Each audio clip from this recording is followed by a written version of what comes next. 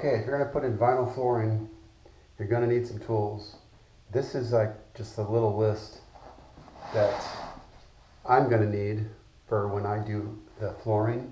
The question is how many people are helping you, because if you're working with somebody else, you're going to need a couple, maybe even 3 of each of these.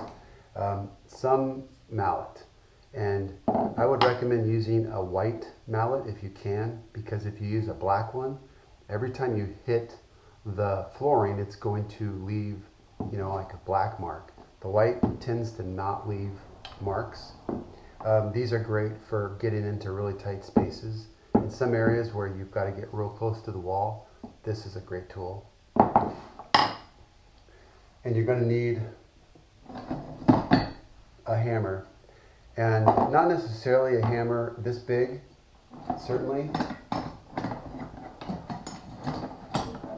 I prefer to use small hammers, little trim hammers, but you're definitely going to need some hammer.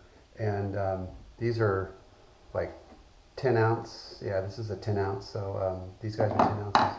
I don't think you're necessarily going to need framing hammer, but the reason that I use this is because when you take off the existing flooring, which has a lot of tack strips, you're going to need a lot of help when you take the tack strips up.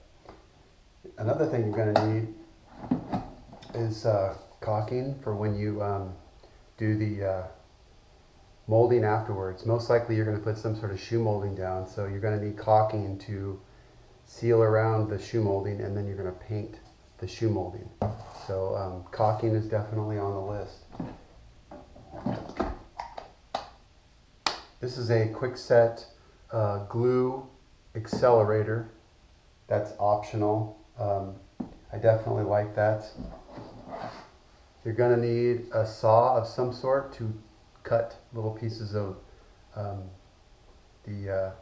possibly the flooring, or also you could just cut the shoe molding as well. But most of the time you're going to cut the casing that the flooring goes under. So you're going to take this off, and this is a flush cut saw. So you're going to be basically going like this, and you're going to cut the casing out with this. Or you can use the next tool I'll show you. Pack this thing is. Okay, this tool is imperative to have, in my opinion.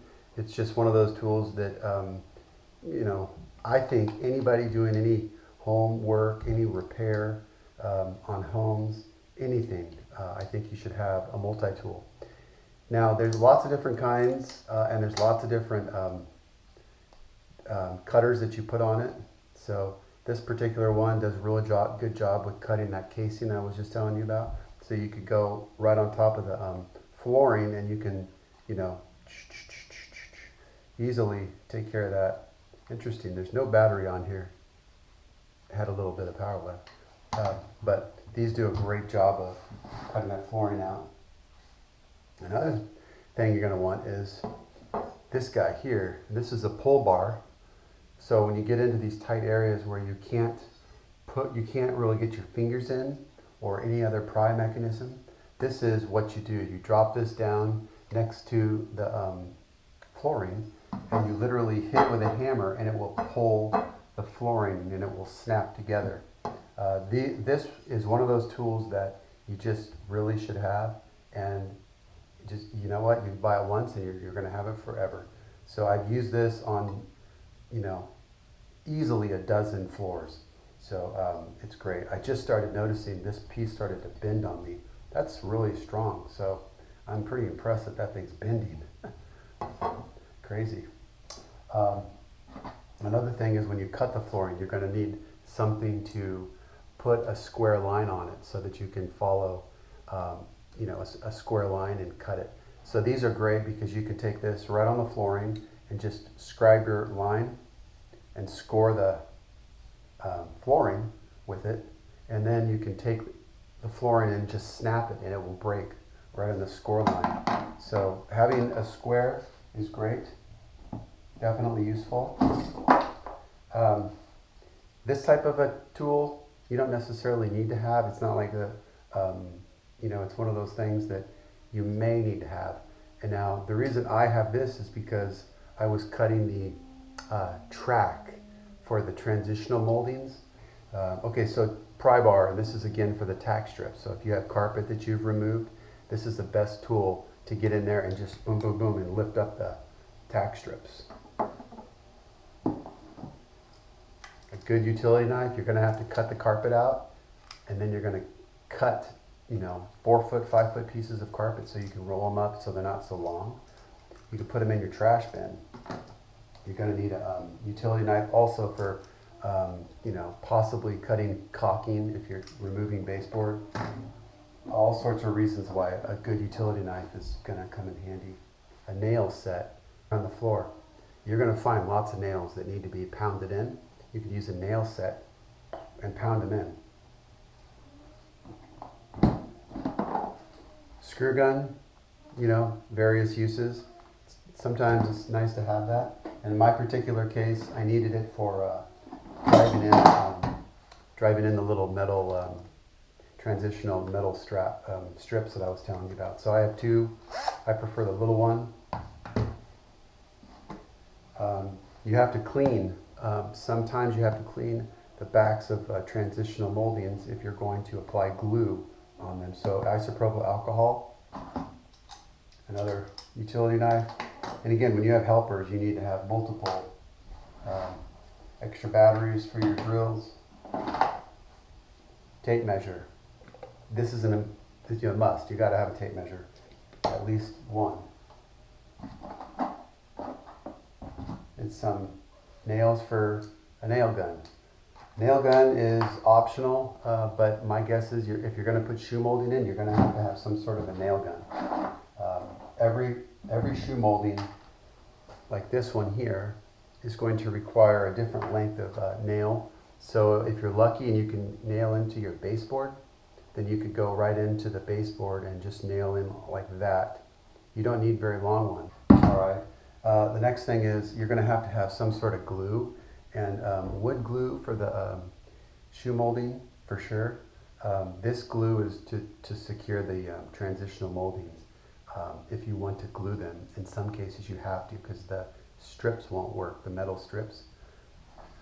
One more. Now this goes along with the lines. You could use this also with the pounding in the nails in the floor, the subfloor, and also using this to take up the tack strips. So this is a cold chisel, and this works great. It works very similar to the pry bar here. Pry bars are great, and pretty much everybody should have pry bars. But and this is another nail puller.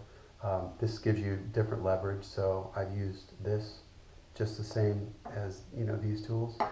And again, like I said, if you're having people help you, you're going to need multiple items because they're going to be, everybody's going to be using it almost at one time. So have 2 items or 3 items of each one.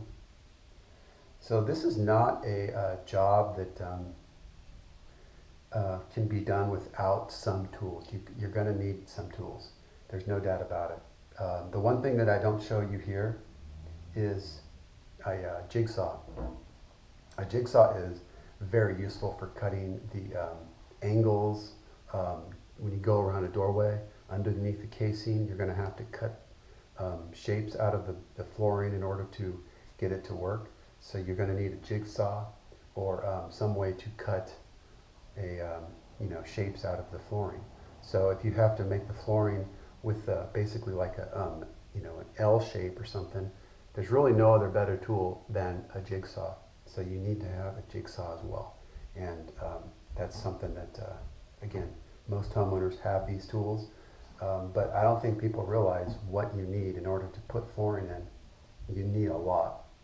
This gives you an idea of what you need, so you can write a list, and I'll actually put a list down on this video of what to expect when you're going to do this floor. What's the process? I have this video that I've just made that has every single part of the job on the video, but you're going to want to know everything about what you're going to need. So this is it. And this is a great video. I don't know if there's any video out there like this. I'm sure there is, but I haven't looked. I just figured since I made the video of how to install the stuff, I would make a video of what you're going to need for this as part of that series for the video. Hopefully people can really get a lot out of this, and if you have any questions, just let me know, and thanks so much.